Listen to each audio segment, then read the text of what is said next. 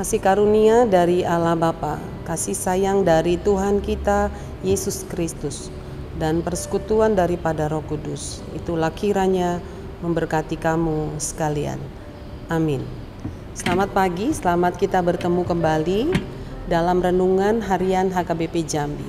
Saatnya kita akan mendengarkan firman Tuhan pada hari ini Senin 17 Februari 2025 yang diambil dari kitab Ibrani pasal 12 ayatnya yang ke-15. Demikianlah bunyi firman Tuhan.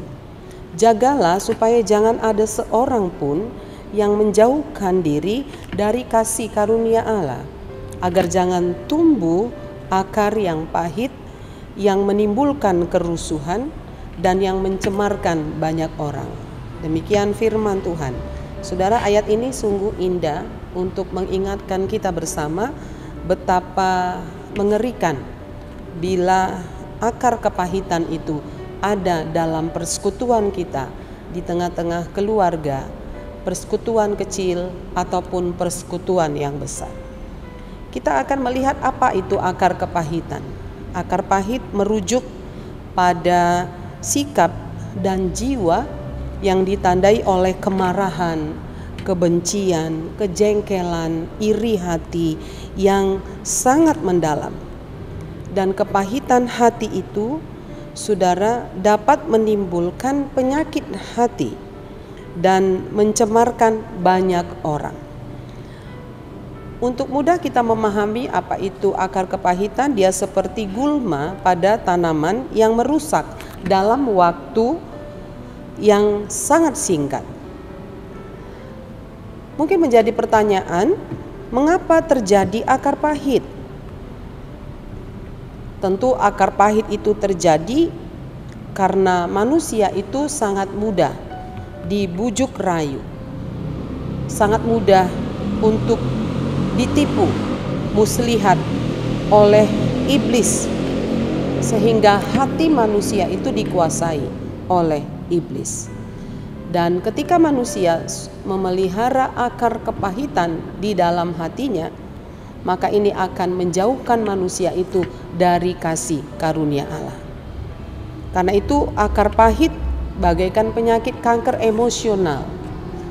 Awalnya biasa-biasa saja, dia stadium 1, tapi akhirnya meningkat stadium 2 dan menjadi stadium lanjut dan akhirnya sulit untuk disembuhkan.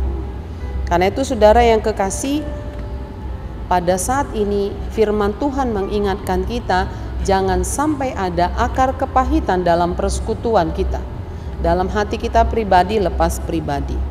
Karena itu ketika ada rasa kecewa, ada rasa kemarahan dalam diri kita, mari kita cepat-cepat selesaikan. Marilah kita cepat-cepat untuk meminta pertolongan Tuhan, agar Tuhan memberikan kemampuan bagi kita untuk dapat mengatasi rasa kecewa kita. Tentu semua manusia pasti pernah mengalami kecewa dan marah. Manusia pernah mengalami iri hati, karena itu adalah pekerjaan iblis. Dan godaan yang sering datang dalam kehidupan manusia adalah rasa emosional yang negatif tadi. Karena itu jangan sampai kepahitan itu mengakar di dalam hati kita. Kita cabut itu dari hati kita lewat kasih karunia Allah, supaya tidak mendalam dalam hati kita sehingga sulit untuk diambil dari dalam hati kita. Oleh karena itu ayat ini sangat jelas memerintahkan kepada kita untuk menjaga. Jagalah, ini adalah sebuah perintah. Karena itu pertanyaan, bagaimanakah cara menjaga hati kita ini? Yaitu saudara dengan cara saling memperhatikan, berperilaku ramah seorang kepada yang lain. Dan saudara jauhkanlah sikap yang tidak mau tahu satu dengan yang lain.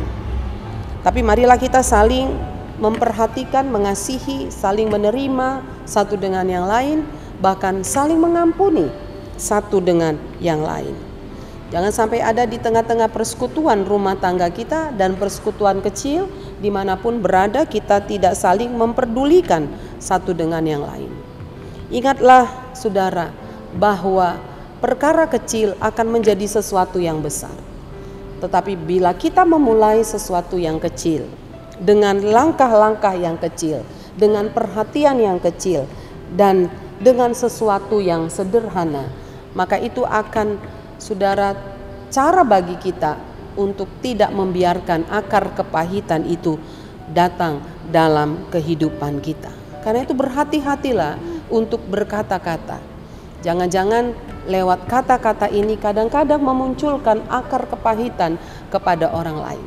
Berhati-hatilah bersikap dan bertingkah laku, karena hidup kita bukan untuk diri kita saja, tetapi hidup kita adalah untuk orang-orang yang ada di sekitar kita. Karena itu firman Tuhan merujuk kepada kita semua agar kita lebih melakukan sikap-sikap yang baik, supaya tidak memunculkan akar kepahitan untuk diri kita sendiri dan untuk orang lain. Ketika orang sudah ada mengalami akar kepahitan, maka kelihatan dari ucapannya yang tajam, dengan orang yang penuh dengan kemarahan, sulit untuk berdamai, dan selalu kutuk yang keluar dari ucapannya. Tetapi orang yang saudara membuang akar kepahitannya dan menyerahkannya itu kepada kasih karunia Allah, maka orang itu akan hidup berdamai satu dengan yang lain. Karena itu sangat indah firman Tuhan pada hari ini. Marilah kita menjauhkan diri dari sikap-sikap yang mendatangkan akar kepahitan, tetapi marilah kita lebih mendekatkan diri kepada kasih karunia Allah.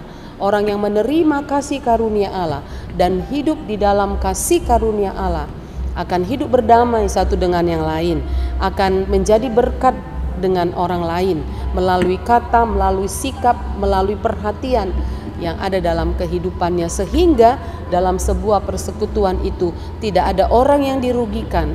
Dalam sebuah persekutuan itu tidak ada orang yang mengalami akar kepahitan lagi, karena dia diterima, dia dikasihi dan disayangi di tengah-tengah persekutuan tersebut. Karena itu selamat, mari kita menjaga persekutuan kita dengan hidup mengasihi satu dengan yang lain. Amin, kita berdoa. Terima kasih Bapa yang baik dalam kerajaan sorga. Firman-Mu mengingatkan kami betapa akar kepahitan itu dapat merusak pribadi setiap orang dan merusak persekutuan, baik persekutuan kecil maupun persekutuan besar. Jangan ada umat Tuhan yang memelihara akar kepahitan. Bila akar kepahitan itu mulai datang, kami punya sikap yang sadar untuk mencabutnya di dalam nama Tuhan, dengan merenungkan dan merasakan kasih karunia Allah. Setiap orang yang sudah menerima kasih karunia Allah, dia akan hidup belajar untuk berdamai, untuk saling memperhatikan satu dengan yang lain. Tolong kami semua jemaat-Mu dan hamba-hamba-Mu dimanapun berada, agar kami tidak hidup dalam kepahitan, karena kepahitan itu membawa sesuatu hal yang merugikan. Tidak ada damai sejahtera di dalamnya. Terima kasih Bapa yang baik untuk sapaan firman Tuhan. Berkatilah seluruh jemaat-Mu dimanapun berada, agar hidup dalam sukacita, mulai dari anak-anak hingga para lansia, dijaga dan dipelihara Tuhan.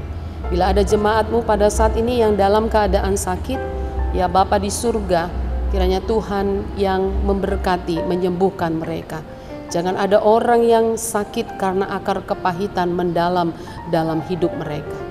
Tolong Tuhan setiap jemaat-Mu yang mengalami kehilangan, apakah kehilangan orang-orang yang mereka kasihi, kehilangan pekerjaan, kehilangan harta, bahkan kehilangan kepercayaan dari orang-orang sekitarnya.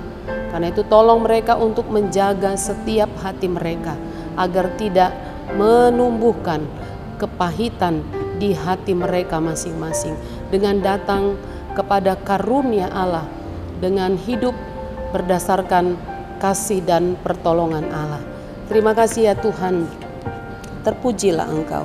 Berkatilah seluruh jemaat-Mu. Berkati juga Tuhan gereja-Mu menjadi saluran berkat untuk menyampaikan firman Allah. Kiranya Engkau menguduskan gereja Tuhan, sehingga gereja Tuhan hidup benar, hidup bersekutu di dalam Tuhan, dan menjadikan Yesus menjadi Raja gereja di tengah-tengah dunia ini. Terima kasih ya Tuhan. Terpujilah Engkau di dalam Yesus Kristus. Kami berdoa dan mengucap syukur. Amin. Selamat pagi, selamat kita beraktivitas. Nama Tuhan ditinggikan dan dimuliakan.